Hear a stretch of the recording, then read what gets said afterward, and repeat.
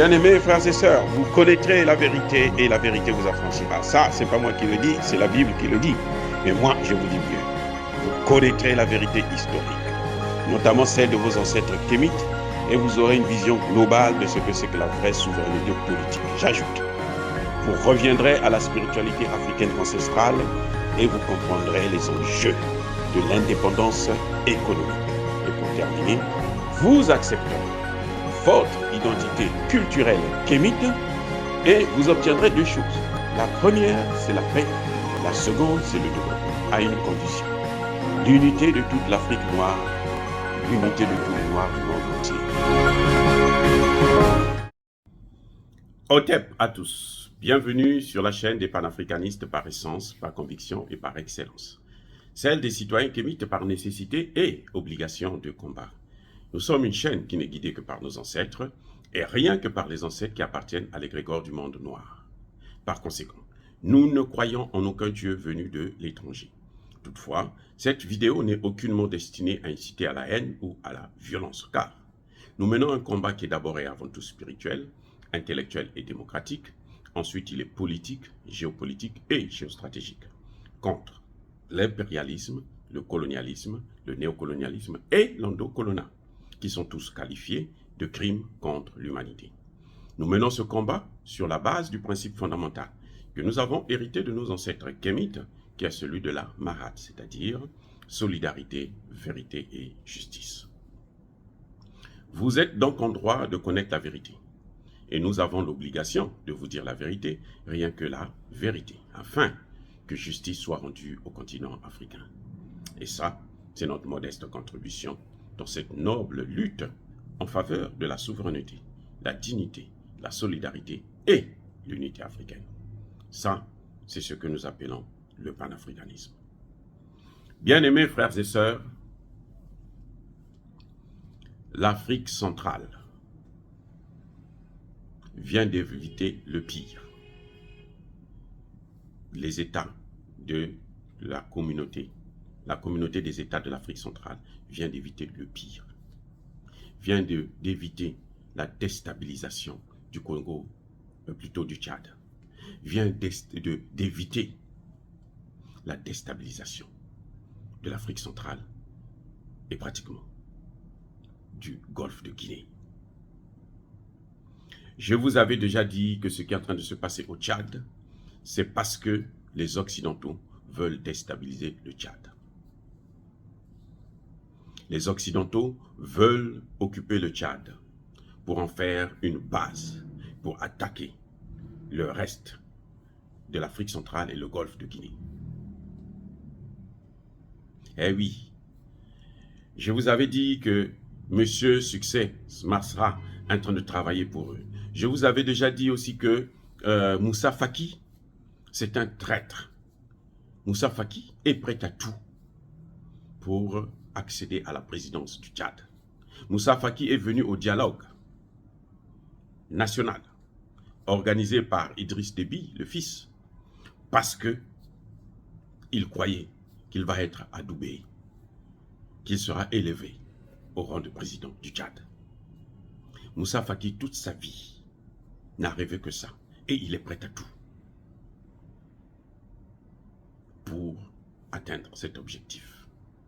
C'est pour ça que vous voyez les positions de l'Union africaine sont exactement celles de l'Union européenne, celles de l'OTAN. Et cette fois-ci, Moussa Faki a tapé à côté. Et je dois saluer la sagesse des chefs d'État de l'Afrique centrale. Obiangema, Paul Biya, Sassou Nguesso, Bongo et tout le reste. Parce que s'ils n'avaient pas fait ça, s'ils n'avaient pas choisi cette option, s'ils n'avaient pas pris cette position, le Tchad devait être déstabilisé.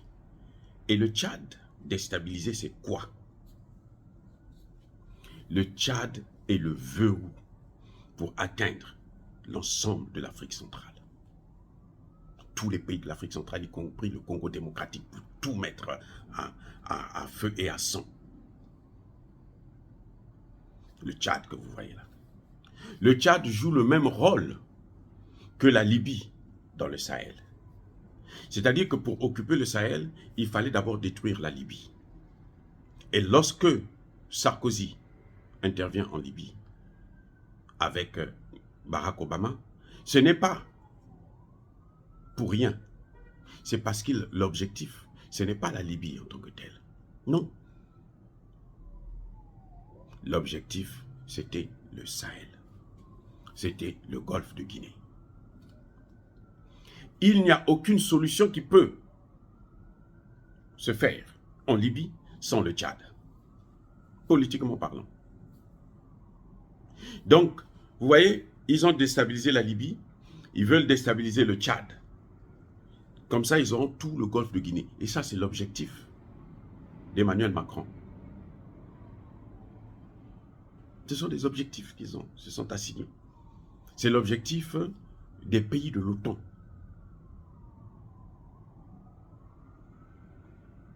Vous avez suivi que quand le Mali chasse Barkhane, met un terme à l'opération Barkhane, puisque Emmanuel Macron a dit à Toulon que c'est lui qui met un terme. Non, c'est le Mali qui a arrêté Barkhane. Ils avaient voulu amener Barkhane au Tchad. Idriss Déby avait refusé. Écoutez bien. Idriss Déby, le fils, avait fait quoi? Il avait refusé. Là, c'était déjà un problème. Ne vous occupez pas de ce que Emmanuel Macron est allé dire au G20, qu'il a demandé au FMI de rééchelonner la dette du Tchad. Ça, c'est le baratin. Parce qu'ils ont échoué avec succès Masra. Et puis les rebelles. C'est parce qu'ils ont échoué. C'est pour ça qu'ils sont en train de... La France veut revenir encore par d'autres moyens. En fait, et je l'avais dit, on ne voit plus les démocrates africains, hein, ceux qui disaient que non, oh, la démocratie, non, on ne voit plus ça. Moussa Faki a planté un rapport contre le Tchad, son propre pays. Sur le plan diplomatique, ça ne se fait pas. C'est un fonctionnaire. Il n'a pas le droit de critiquer un État membre, de surcroît son propre pays. Mais Moussa Faki s'est permis de rédiger un rapport accablant contre le Tchad. Et il est venu soutenir ce rapport lui-même au Conseil de paix et de sécurité de l'Union africaine. Lui-même, il est venu soutenir ce rapport. Il est tellement bête aussi que, bon, vous savez, il n'a plus rien à perdre, donc il se dit, tant pis. Et il a ajouté, vous savez qu'est-ce qu'il dit? Il dit que si l'Union africaine ne sanctionne pas le Tchad, pour les événements qui se sont déroulés tout récemment, l'Union africaine va perdre le peu de crédibilité qui lui reste. Il reconnaît que l'Union africaine n'a pas de crédibilité. Mais bien sûr, l'Union africaine ne peut pas avoir une crédibilité si l'Union africaine est financée par les pays européens et l'OTAN. Soyons sérieux. Quelle crédibilité on peut donner à une institution qui n'est même pas capable de construire ses locaux? Le siège de l'Union africaine, c'est un don de la Chine. Un don. Un cadeau de la Chine. Donc, c'est un pays qui n'a pas de crédibilité. Et lui, il est là, ça fait bientôt 10 ans. Donc, il a contribué au manque de crédibilité de l'institution, à la destruction de la crédibilité de cette institution. Qu'est-ce qu'il a freiné? Les pays de l'Afrique centrale. Les pays de l'Afrique centrale ont dit, nous ne sanctionnons pas. Nous devrons accompagner le Tchad. Mais oui, heureusement pour eux. Heureusement. C'est que je ne soutiens pas Paul Biya, Sassou, qui que ce soit. Non, en tant que docteur, ce n'est pas les sentiments. On s'en fout de ce que les gens pensent. C'est-à-dire qu'on regarde la chose sur le plan scientifique. Qu'est-ce qui se passe exactement? Imaginez Succès Masra, qui est tout le temps sur RFI France 24, prendre le pouvoir là-bas. Premier ministre ou président. Il allait faire ce que Premier ministre, la présidente, ce que Bandao a fait au Mali.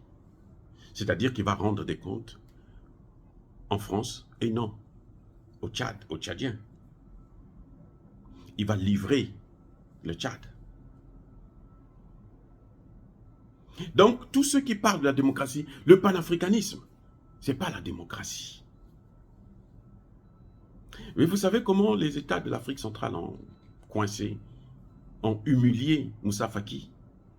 C'est en lui disant que maintenant, mais toi tu es le président de la commission de l'Union africaine. Donc tu es en quelque sorte le secrétaire. Non, ce n'est pas toi qui gouverne l'Union africaine.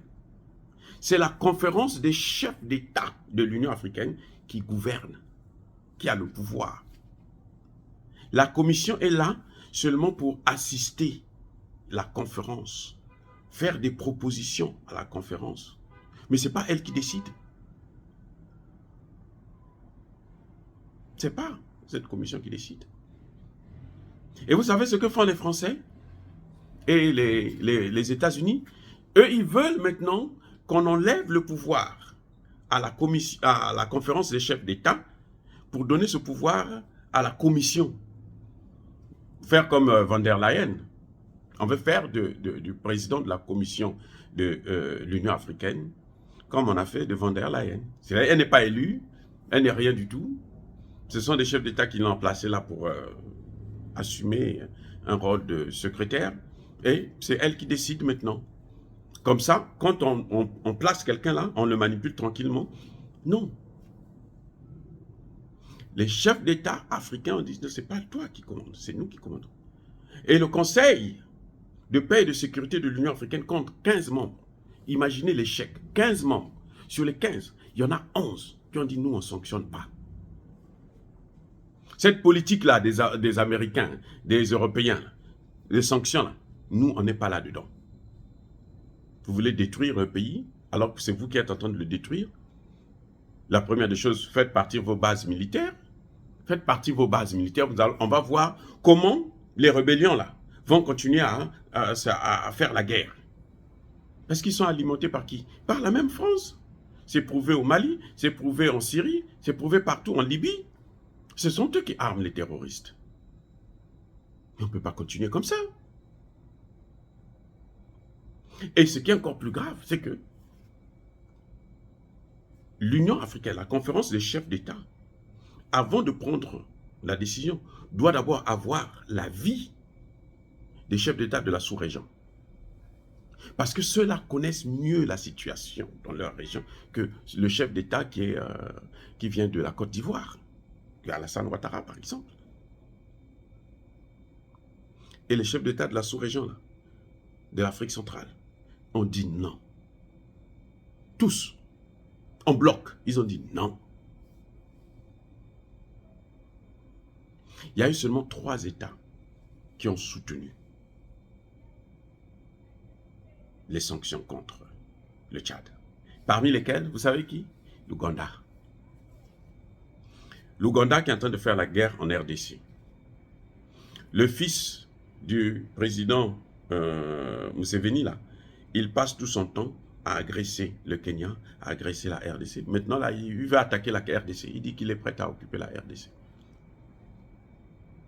Le fils, hein, il est chef d'état-major de l'armée. Donc, vous voyez, un fou armé, à la tête d'une armée, ça peut vous donner quoi? Rien. Donc, Dieu merci, Dieu merci, Dieu merci, que les chefs d'État de l'Afrique centrale ont empêché l'éclatement du Tchad. Les sanctions, comme ils le disent là, comme veulent les Occidentaux, c'est l'arme fatale des Occidentaux. La seule chose qui savent, sanction. Aucun pays occidental n'a jamais été sanctionné. Vous vous rendez compte? Aucun pays, ni les États-Unis, ni la France, ni l'Angleterre, ni l'Allemagne, aucun pays n'a jamais été sanctionné. Ils sont allés détruire l'Irak, ils sont allés détruire l'Afghanistan, ils sont allés détruire la Yougoslavie, ils sont partis détruire la Libye, ils sont allés détruire la Syrie. Aucun État n'a jamais été sanctionné. On n'a même justement jamais parlé de ça au Conseil de sécurité. Jamais. Quand il vient au Conseil de sécurité, c'est sanctionner les victimes. On va vous sanctionner. Vous n'aurez plus les armes. Vous ceci, vous cela. Nous, on occupe le ciel. Zone d'exclusion aérienne, ce sont eux. On prend vos matières premières. On bloque votre argent. Ce sont eux. Mais c'est des bourreaux. Plus bourreaux que ça, il n'y en a pas. Je vous avais déjà dit que le problème du Tchad, c'est un problème des Occidentaux.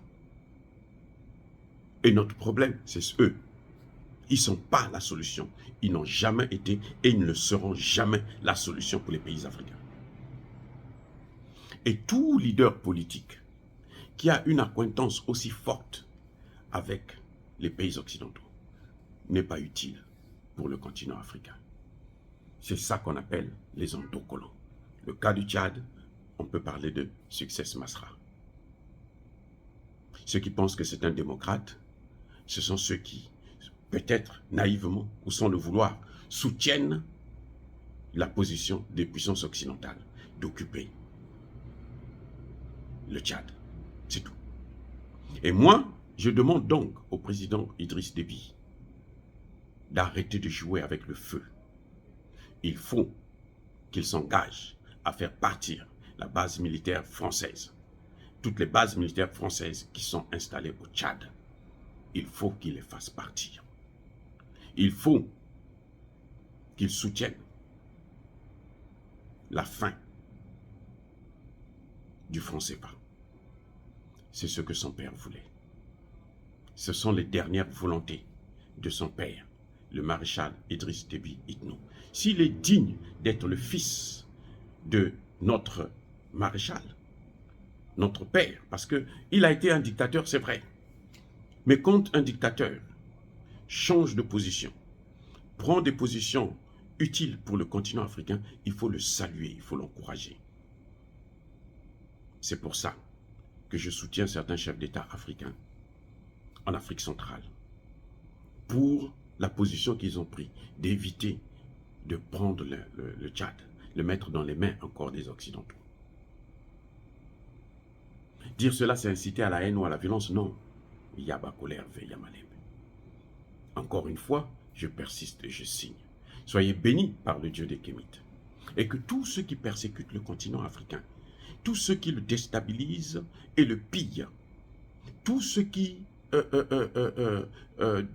persécutent les Africains, notamment les panafricanistes, qu'ils soient africains, c'est-à-dire endocollants, ou qu'ils soient étrangers, que cela puisse être puni, puisse être pulvérisé, puisse être écrasé, puisse être effacé, puisse être maudit par le Dieu des Kémites et par nos ancêtres angélisés. J'ai dit et j'assume.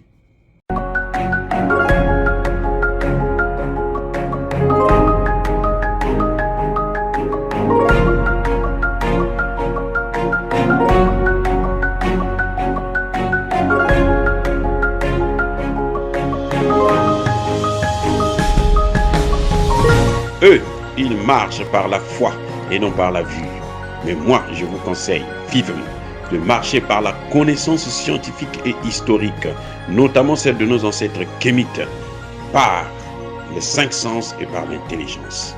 À vous, à Pierre.